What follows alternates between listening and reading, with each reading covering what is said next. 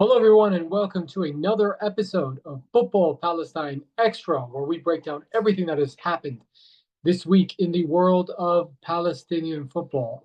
We've got a lot to talk about this week. Transfers that have happened, transfer rumors. The women's team just finished up their Asian Cup qualification campaign. But I want to start with some serious news, and this is the type of news that we've been forced to speak about instead of speaking about just normal football-related activities. Um, Obviously, we're in the midst of a 21-month-long genocide against the Palestinians of Gaza. Obviously, that doesn't mean we forget what else is happening in the country. There's also horrible things that are happening in the West Bank, East Jerusalem, inside the Green Line. I don't think anyone is spared at the moment, and that is including footballers. 400 plus members of Palestine's football family have been killed in these past 21 months.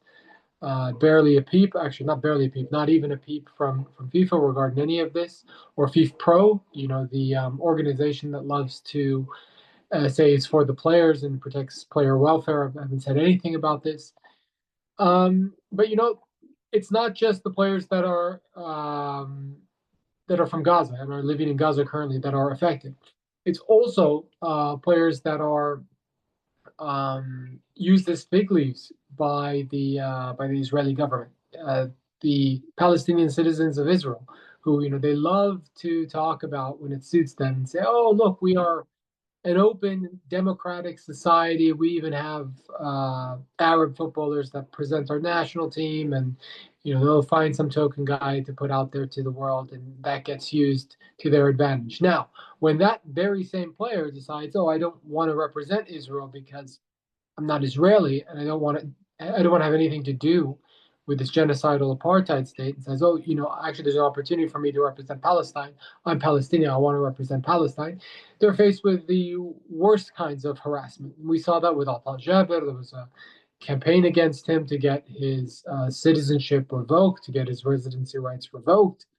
Um, but it's not only him, because he's not the only Palestinian citizen of Israel that plays for the national team. There's also Aladin Hassan. Aladin Hassan was one of the first to put his hand up and say, "Yeah, I want to represent Palestine." He did it while he was still playing for Sakhneen. His contract got canceled. He found a home in Qatar. He's playing for Al Arabi. First season there was quite a success. He helped them win the Emir Cup. And he's now going into what will be his third season with the club. He went back home in the off season. He's from Mashhad, that's in the north, up in the Galilee. And upon returning, his phone was confiscated. It still hasn't been returned to him, and he was verbally threatened by security officers who said, "Yeah, we will make sure to end your football career." Um, make of that what you wish. I think it's quite clear what this is. It's harassment. It's a threat to violence. Um, Again, uh, not a word from FIFA Pro, not a word from FIFA. And I think that just kind of shows the reality we're in, which is Palestinians are on their own. You cannot wait for any sort of international body, whether it's the United Nations, whether it's the ICC or FIFA, to kind of step in and do anything for you. Even when statements are put out, they're not really backed up with anything. So we're really living in interesting times, interesting and depressing times, I would say, where it's law of the jungle and might makes right. And yeah, hopefully this period will pass sooner rather than later. But I wanted to talk about the harassment Aladin Hassan faced this week because I think it's an important story, and we will keep you abreast of any developments. Right now, as far as we know, the player is still in Palestine. His phone has not been returned to him, but he is at least physically safe for the time being. Okay, now with that out of the way, let's get into some transfers that happened this week. And we will start with uh, Asad Al Hamlawi. He has left to go to, he was with Swansea Wrocław. There was a big controversy there that we covered last week, in that he wanted to leave the club and he tried to force the transfer by leaving the squad's preseason training camp. A little bit of background, if you don't know this about Naui, he was only with Schwanz Wrocław for 6 months. He joined them in January. They were in last place in the Polish top flight then. Was quite a success, scored 7 goals in 16 matches. They had rallied a little bit to try and fight relegation, but it was too little too late. They ended up going down, and he had a contract through 2027. So it looked like he was going to continue. And you have to think that when they made that signing, they were rooted to the bottom of the Extraclasa. They must have known that it was a possibility that he would be maybe a player for next season to help them get back up to the top flight. I don't think they anticipated him being so successful so quickly, but they did put a release clause, and that release clause, I've heard two reports. I've heard one report saying it was for 950,000 euro. I heard another report saying it was for €1 million. Most of the reports I've seen out there saying that he transferred to Universitatea Craiova. That's one of the big clubs in Romania. They finished third in the Romanian league last season. And the reports are he transferred for €1 million. Full story up on the website. We covered that earlier this week. Look, how do I rate this transfer? I think it's a good transfer. Why? Because first and foremost, he gets top flight football.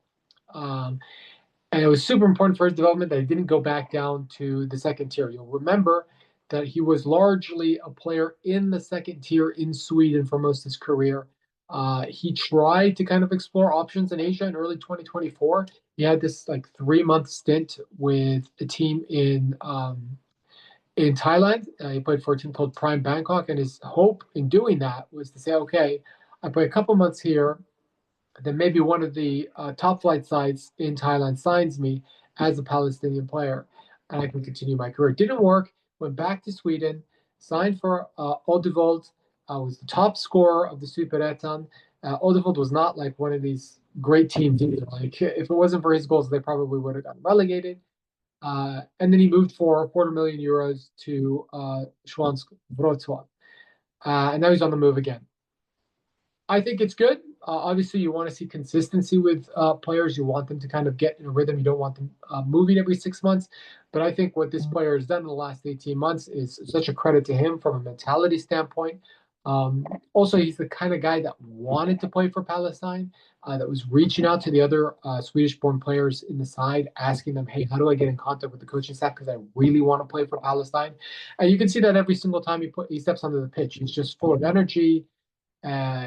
Runs, has no fear, just a great player. A guy I think we'd speak about a lot more if we weren't stacked at the number 9 position. But because we play Wissam Abu Ali there, De Berg there, kind of hard to really speak about now. He only really played for Palestine as a substitute thus far. But I like this move to Craiova. They are a team that is participating in European football. They're going to be in Conference League qualifiers. Their league kicks off in 2 days' time. So not a lot of rest for him. He would have played on June 10th, had the rest of June off after being with the national team. Came back to preseason camp on July 1st, just about 3 weeks off before getting into the season. At the end of the month, July 24th, July 31st, they've got their Conference League second round playoff against Sarajevo from the Bosnian League. So I like this move for Asl Hamnawi. The other transfer we have of a national team player just announced today, Hamid Sawafta, who a bit of a journeyman career. I think Hamid was one of these guys that was a really good player in the West Bank League. Sort of bounced around a little bit. Was with I think it was with Al Jazeera in Jordan, that bounced to Libya, didn't get a lot of playing time in Libya, went to Qatar, went to Al-Wahab in the Qatari second tier, had a great stint there with them. But now he's back to the Jordanian league with Assault. A little bit of a weird one, why you would kind of leave the Qatari second division for not one of the big clubs in Jordan. I think some of this has to do with the fact that the situation for Palestinian players in Qatar is not so certain. And as such, I don't think Gilwab could have offered him anything without knowing whether or not they would be able to use the exemption, whether or not they really wanted to have him as one of the foreign players. Look, he probably tried to extend his stay in Qatar. He went back to Jordan. I think it's a good move for him. He will get a lot of playing time. And I think he's one of these underrated players, to be honest with you. I've always fancied him as a player with our youth teams. And yeah, he's obviously in a crowded competition as one of the midfielders there. But definitely one for the future, right? He's at a good age right now. He's about to turn 25 years old.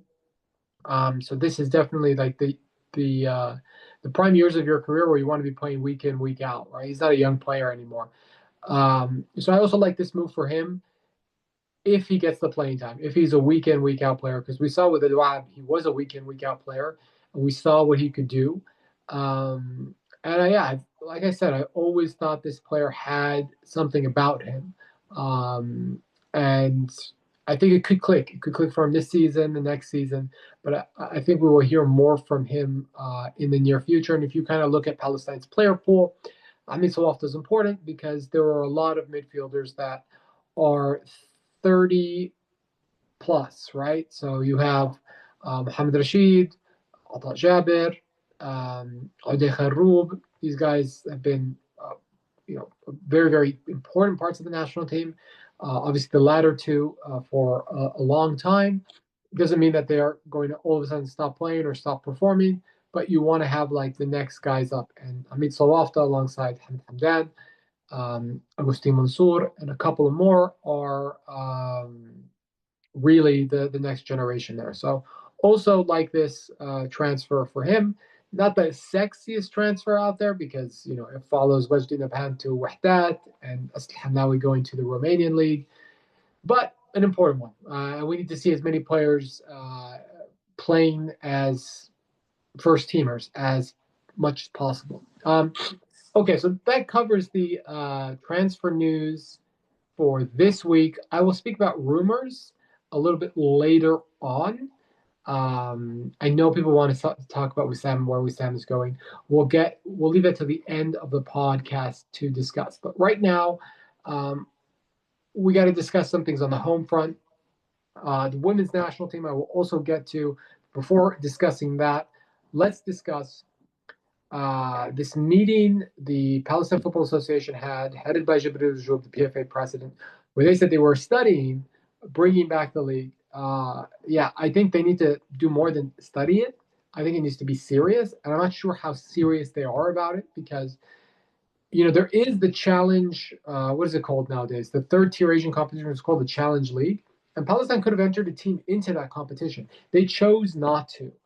And last year, despite the fact that there wasn't a league, they went and they said, okay, we'll send Hilal Quds there. I don't know why they picked Hilal Quds, but they picked them and they sent them. Why don't you do that again? Like, why did you withdraw?